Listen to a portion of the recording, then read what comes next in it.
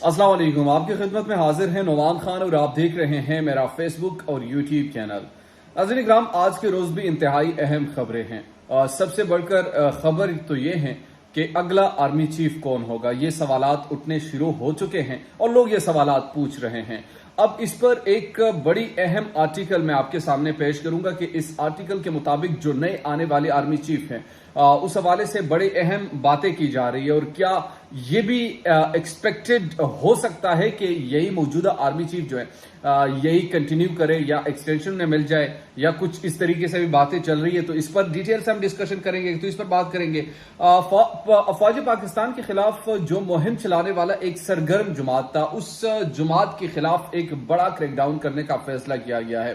वो जुमात कौन सा है और उस जुमात ने ऐसा क्या किया है कि जिसके बुनियाद पर उन्हें एक बड़े क्रैकडाउन का सामना करना पड़ेगा, इस पर बात करेंगे। इसके साथ साथ हुकूमत मुकम्मल नाकाम और नाकामी की वजूहात क्या है वो मैं आपको बड़ी डिटेल से रखूंगा। इस वीडियो में आपने मेरे साथ रहना है। बड़ी अहम चीजें, बड़ी अहम तफसीलात और बड़ी अहम खबरें आपसे शेयर करूंगा। इसमें भारतीय तैयारी पाकिस्तान में ये बहुत बड़ी खबर है और इस खबर के हवाले से अगर मैं आपको बताऊं कि अगर इसकी सही तौर पर तहकीक हो गई और वो तहकीकात की फाइंडिंग सामने आ गई, उसकी रिपोर्ट सामने आ गई, तो वो बड़े होशरुबा रिपोर्ट्स हो सकते हैं। लेकिन ये आए क्यों है? एक तैयारा नहीं है, दो नहीं है, 4 तैयारों की बात की जा रही है। इस पर बात करेंगे। पेट्रोलियम मसनूआत में इजाफा ही नाकामी है, यानी पेट्रोलियम मसनूआत और इसके साथ जो एक टसल चल रही है और हुकूमत की नाकामी के हवाले से ओवरऑल ये खबरें हैं। इसके साथ साथ कुछ अच्छे खबरें हैं, लेकिन सबसे पहले इन तमाम खबरों से जो हमारी आज की ब्रेकिंग खबरें हैं उससे कबल जरा छोटी खबरें हैं वो मैं आपसे शेयर करना चाहूंगा और उससे हम आगाज करेंगे। लेकिन उससे पहले आपसे दरखास्त है कि अगर अभी तक आपने हमारे चैनल को सब्सक्राइब नहीं किया तो काइंडली सब्सक्राइब कीजिए, बेल आइकन को प्रेस कीजिए ताकि नई आने वाली और लेटेस्ट अपडेट से आप बाखबर रहे। फवाद चौधरी साहब ने कहा कि जरदारी साहब में हिम्मत है तो इलेक्शन लड़े। अच्छा, इलेक्शन की आजकल बातचीत चल रही है, लेकिन आपको मैं एक अंदर की खबर बताऊं। अंदर की खबर क्या है? अंदर की खबर जनाब ये है कि यह फैसला हो चुका है कि वो लोग जिद पर आ चुके हैं जो जिनसे मेरी मुराद है वो आप समझ चुके होंगे। उनका पहले फैसला था कि शायद सितंबर अक्टूबर तक ये इलेक्शन की डेट आ जाए और फिर नवंबर दिसंबर या जनवरी तक इंतखाबात का ऐलान हो सके। अब मामला ऐसा नहीं है। अब वो जिद पर आ गए और वो जिद कर रहे हैं। स्टिल अभी तक वो जिद्दी बच्चे बन चुके हैं। उन्हें कहा कि नहीं, अब तो इलेक्शन अपने टाइम पर होंगे, अब आप जो करते रहे। अब वो इमरान की तरफ देख रहे कि इमरान खान रिएक्शन में क्या करने वाले। इमरान खान कुछ ज्यादा बड़ा नहीं करेंगे, वो कुछ ऐसा नहीं करेंगे कि जो एक जवाब फराहम करे कार्रवाई के लिए। इमरान खान ऐसा कुछ नहीं करेंगे, लेकिन ये लोग इनको मजबूर करेंगे कि वो ऐसा कुछ करें। इमरान खान बड़े तहम्मुल का मुजाहरा करेंगे। तो इस पर फवाद चौधरी साहब ने कहा कि अगर आप लोगों में हिम्मत है ना तो अब पब्लिक के सामने आए। पाकिस्तान की तारीख में सबसे बड़ी डेमोक्रेटिक मूवमेंट इस वक्त पाकिस्तान में चल रही है। एक तरफ अवाम है, दूसरी तरफ माफिया है और माफिया के साथ ताकत है। ताकत का इस्तेमाल मुख्तलिफ तरीकों से किया जाता है, टॉर्चर किया जाता है, इंसानों को अगवा किए जाते हैं, मुख्तलिफ तरीकों से टारगेट किया जाता है। सोशल मीडिया पर क्रैकडाउन, इलेक्ट्रॉनिक मीडिया के प्रोग्राम्स बंद किए जा रहे हैं, मीडिया हाउसेस बंद किए जा रहे हैं। तो ये तमाम बड़ी चीजें इस वक्त चल रही है। लेकिन जो फैसला था इलेक्शन का वो मुलतवी हो चुका है। बड़ा अहम जो फैसला, जो दूसरी बड़ी अहम खबर थी वो ये है कि 5 भारतीय तैयारी एक के बाद दीगरे पाकिस्तान में लैंड कर चुके हैं। अच्छा, ये जो चीजें ये पाकिस्तान तहरीक इंसाफ की हुकूमत में क्यों नहीं है? सवाल तो बुनियादी तौर पर यह बनता है कि आखिर ये जो चीजें चल रही है इस वक्त, ये पाकिस्तान तहरीक इंसाफ की हुकूमत में क्यों कोई भारतीय तैयारा नहीं आया? पाकिस्तान तहरीक इंसाफ की हुकूमत में अगर ये आता तो इसको किस नजर से देखा जाता? पाकिस्तान तहरीक इंसाफ या इमरान खान के वजीर आजम होते हुए अगर ये अमल होता तो अब तक तो वो इंडियन एजेंट तो किया, पता नहीं गद्दारी वतन और क्या क्या करार दिया चुका होता। लेकिन चूंकि मसला यहां पर कुछ और है और ये बड़ी अहम और खौफनाक खबर मैं आपको बता रहा हूं कि जो इस वक्त तक चल रही है, लेकिन इस पर खामोश इस वक्त की मौजूदा हुकूमत है और इनकी गफलत की सबसे बड़ी निशानी है कि इस पर खामोश तमाशाई बनी बैठी है। यह खबर क्या है सबसे पहले मैं आपसे शेयर करूं। एक तैयारी के बारे में बताया गया है कि हंगामी लैंडिंग हुई है, यानी 4 तैयारों में से एक तैयारी के बारे में बताया गया कि इसकी जो लैंडिंग हुई वो हंगामी तौर पर हुई, तैयारी में खराबी हुई, वट जो भी था, लेकिन वो हो चुकी है। बाकी 4 तैयारी एक के बाद दीगरे यहां क्यों आई? सवाल बुनियादी तौर पर यह है कि चलो एक की तो हम मान लेते हैं कि उसकी लैंडिंग हंगामी तौर पर हुई या जहाज में कोई खराबी थी, मगर क्या चारों जहाजों में खराबी थी? क्या पाकिस्तान एक, और ये अभी से नहीं, ये पहले भी आपने खबरें देखे होंगे, फिर कुछ लोगों ने कहा कि शायद यहां से डॉलर लेके जा रहे, जो चीजें सोशल मीडिया पर चल रही थी वो मैं आपके सामने रख रहा हूं। इसमें कोई अभी तक ऑथेंटिक चीजें जो है वो बुनियादी तौर पर सिर्फ यही है कि तैयारे आ चुके हैं, वो किस मकसद के लिए आ चुके हैं, किस मकसद के लिए यहां से लैंड कर चुके हैं, उस मकसद के हवाले तक अभी तक कोई नहीं पहुंच सका। बाकी 4 तैयारी एक के बाद दिख रही यहां की हुआ है, वो कौन से 12 अफराद हैं जो यहां से गए हैं। अच्छा, लोगों का अब यह ख्याल है, कुछ लोगों का, कि इन तैयारों में 12 अफराद कूच कर गए हैं। वो 12 अफराद कौन से हैं, इसकी डिटेल भी बड़े अहम चीजें सामने आ सकते हैं। और ये जो खबर है ये मैं आपको बता रहा हूं, ये मैं अपनी जात से नहीं दे रहा। एक एमएनए है, उनने ये सवाल उठाया।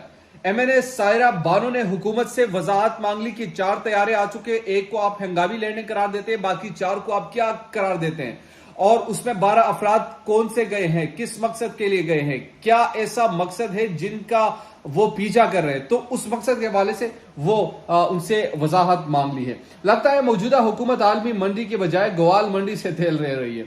ये रेहाम खान की एक मजाहिया ट्वीट है। वैसे वो तो जानी और पहचानी जाती है इमरान खान के लिए, जवाद अहमद की तरह।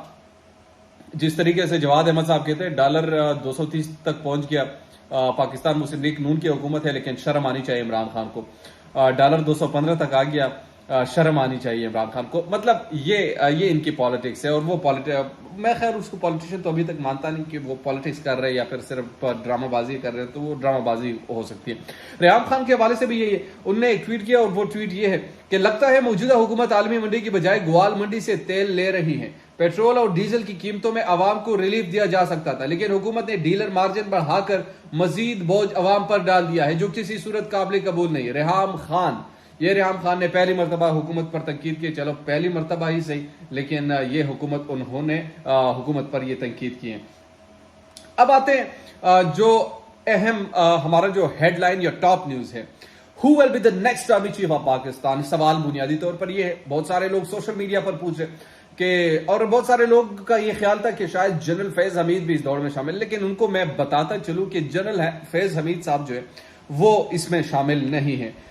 3 बड़ी अहम शख्सियात हैं और उस हवाले से बातें की जा रही है कि वो नेक्स्ट आर्मी चीफ के ओहदे पर आ सकते हैं। Number 1 lieutenant general Azhar Abbas साहब, ये उनका नाम लिया जा रहा है। लेफ्टिनेंट जनरल साहिर शमशाद साहब और लेफ्टिनेंट जनरल नोमान महमूद साहब।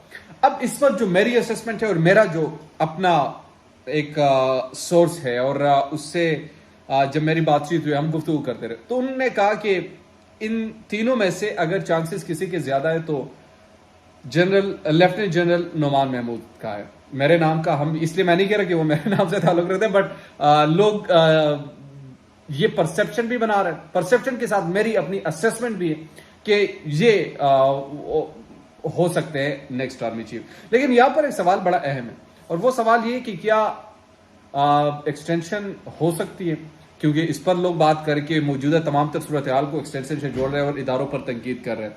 अच्छा, यहां पर एक और चीज बड़ी अहम है, और वो है जो इदारे इस वक्त तक अपने रोल को प्ले कर रहे हैं और वो एक क्रैकडाउन के बारे में सोच रहे हैं, एक हुकूमत के हवाले से, हुकूमत का जो एक जुमात के हवाले से। वो जुमात है पाकिस्तान तहरीक इंसाफ। पाकिस्तान तहरीक इंसाफ को जवाब बनाकर उनके कारकुनान के खिलाफ, उनके सोशल मीडिया एक्टिविस्ट के खिलाफ, जो उनके लिए बयानियां बनाते हैं उनके खिलाफ, जो उनके बयानिए को अवाम तक पहुंचाते हैं उनके खिलाफ क्रैकडाउन करने का वो फैसला उसूली तौर पर कर चुकी हैं। अब देखिए, जो सबसे बड़ी और अहम चीज है इसमें, वो शहबाज गिल की मिसाल आप लीजिए। पंजाब में इनकी हुकूमत है, मगर अडियाला जेल में वो हैं। उसी तरीके से अडियाला जेल से लोग आते हैं, लेकर भी चले जाते हैं, नामालूम जगह पर मुंतकिल किया जाता है, वहां पर मारा पीटा जाता है। और ये मैं नहीं कह रही, पाकिस्तान तहरीक इंसाफ की चेयरमैन इमरान खान साहब फरमा रहे हैं, उन्हें कहा उनको नंगा करके उनको मारा जाता है।